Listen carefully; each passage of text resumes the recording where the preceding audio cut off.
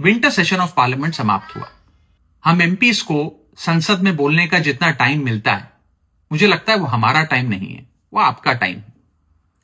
Parliament चलाने का खर्चा हो या एमपीज की सैलरीज हो, ये तमाम खर्च इंडियन टैक्स पेयर भरता है, देश के मेहनतकश लोगों की कमाई से चलता है। इसीलिए संसद में आवाज भी उनकी उठनी चाहिए, इश्यूज भी उनके उठने चाहिए।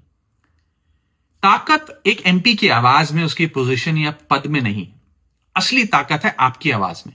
जैसे आज से कुछ दिन पहले जब मैंने एयरपोर्ट पर मिल रहे महंगे खाने की बात रखी, उसे आपने अप्रिशिएट किया, खूब स्प्रेड किया, लाइक किया, उसे शेयर किया, और वो चीज सही कानों तक पहुंची और सरकार ने देश के एयरपोर्ट्स पर उड़ान कैफे नाम की एक सब्सिडाइज्ड कैंटीन खोलने का फैसला लिया। ठीक उसी तरह इस बार भी विंटर सेशन ऑफ पार्लियामेंट में हमने कई इंपॉर्टेंट इश्यूज उठाने की कोशिश करी। मुझे उम्मीद है कि उस पर भी कार्रवाई जरूर होगी। इस बार इस सत्र में हमने एक गिग वर्कर्स की हालातों को लेकर बात रखी, यानी कि जोमैटो, स्विगी या ब्लिंकिट, जेप्टो के जो डिलीवरी पार्टनर्स हैं, राइडर्स हैं, उनकी बात रखी। कैपिटल गेन टैक्स को कम करने की जरूरत है, इंडियन इन्वेस्टर को प्रमोट करने की जरूरत है, उसकी बात रखी।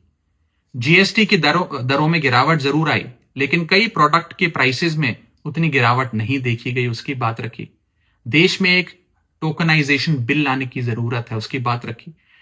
डिजिटल कंटेंट क्रिएटर्स जो कॉपीराइट स्ट्राइक से परेशान हैं, उनके कंसर्न्स को हाउस में रखा।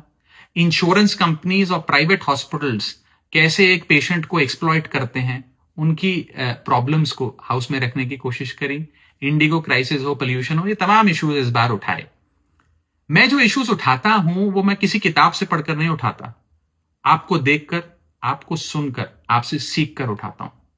मैं उम्मीद करता हूं कि अगले सेशन ऑफ पार्लियामेंट में भी मैं आपके इश्यूज उठा सकूं। आप प्लीज मुझे बताते रहिए अपने इश्यूज भी, अपने कंसर्न्स भी, और अपने सुझाव, अपने सजेशंस भी। Thank you so much. जय हिंद।